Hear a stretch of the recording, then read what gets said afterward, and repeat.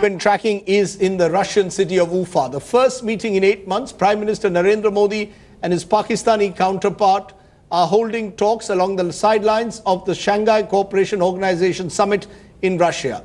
The diplomatic talk comes just hours after the two leaders had exchanged pleasantries last night over a dinner hosted by Russian President Vladimir Putin. The meeting between Mr. Modi and Mr. Sharif comes 8 months after they last met during the SAARC summit in Kathmandu. But remember, in last August, the dialogue had been officially called off by India.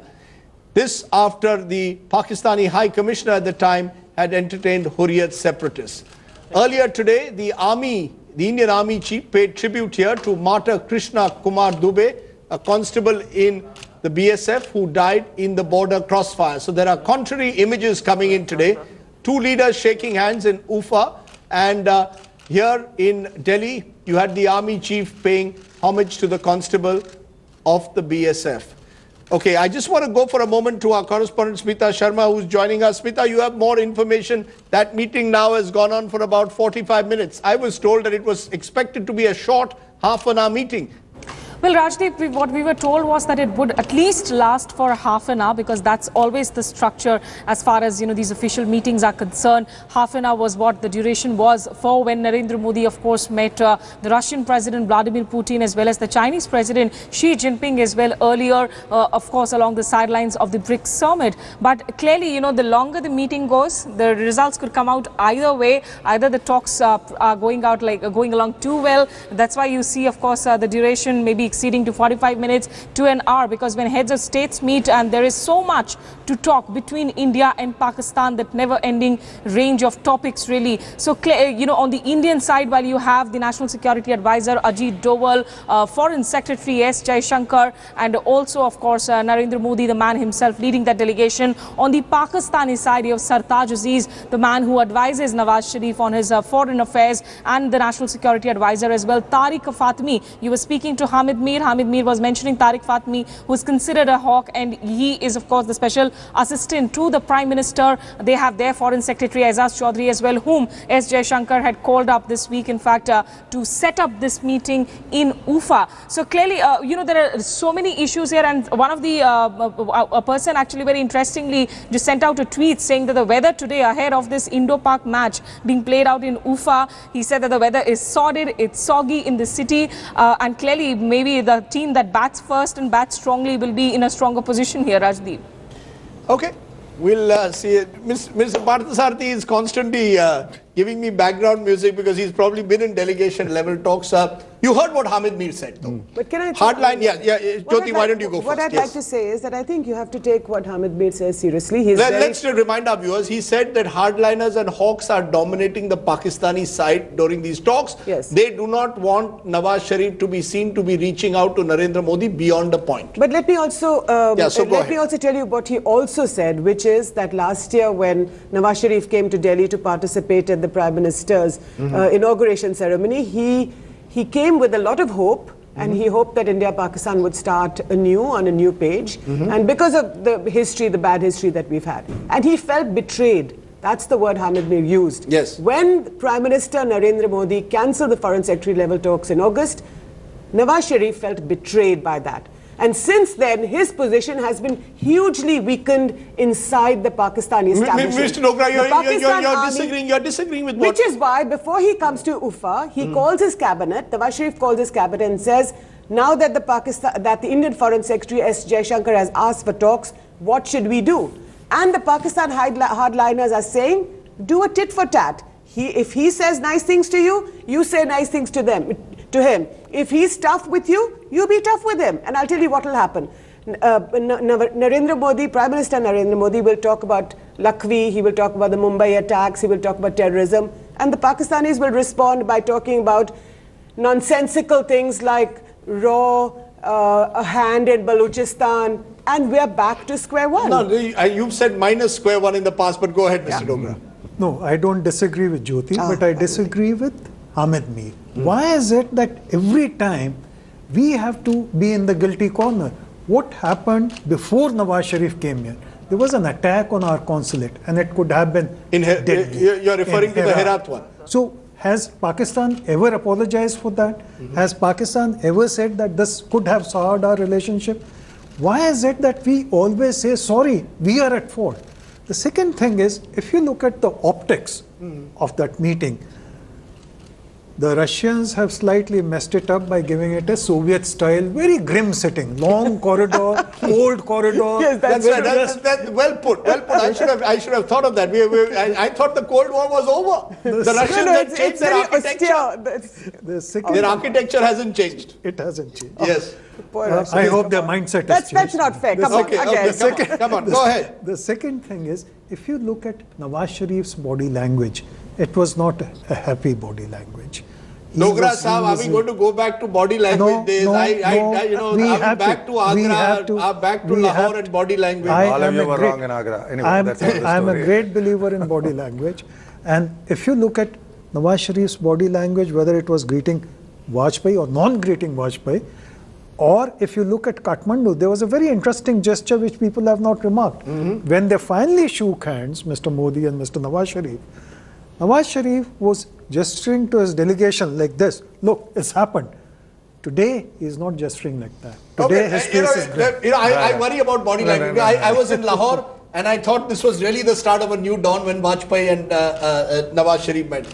Then you have Musharraf, who again came with the swagger of a general in Agra, and we thought that Musharraf posing with his wife in front of the Taj, new dawn. Body language. And he changed his clothes 5 times a day. Let's be clear, Raj, as journalists, I mean, here are diplomats looking at body language, but as journalists, should we stop looking at body language now? No, I wouldn't disagree with Ambassador, but I would only say that it's a very sobering thing that we're looking at. That's the ground reality. On one side, you have a killing on the border. On the other side, we're shaking hands. This is the ground reality that India-Pakistan talks always operates in. I think what we need to look at is to take that step forward. We can continue to grind in this and say, tu me, you did this in March, then you did this in August, then I did this. The fact is, both sides are now taking a new beginning on this front. And that's what we need to look at. Where are they? They will be hemmed in by the hardliners, as would Mr. Modi be here in India. So would Mr. Sharif be. But this is a chance, this is an opportunity again to reopen this lost opportunity that we had earlier. Body language, is there a problem that we look at body language too often, or should we just look at the harsh reality that an Indian soldier was killed yesterday only on the line of control? Yes. I would like to ridicule this fellow Hamid Mir.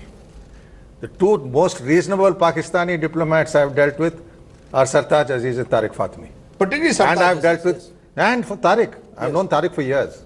So he is talking a lot of rubbish. So this belief that there are hawks in the delegation is rubbish. That's a Hamid Mir spin. Now, designed to do what? Designed to push whatever games he is playing at this game point in time. Now, so I'd like to set that right. So I don't buy that. Second is, Nawaz is under pressure more from the military than from anybody else. The military under Rahil Sharif, who's lost one uncle killed in '65 and one brother killed in 1971, is very allergic to India. This is a characteristic of the present army chief. He sabotaged energy cooperation. He sabotaged Nawaz Sharif's moves for trade. Now, therefore, we must understand the environment on the other side. This is a man under political siege and having to be very careful.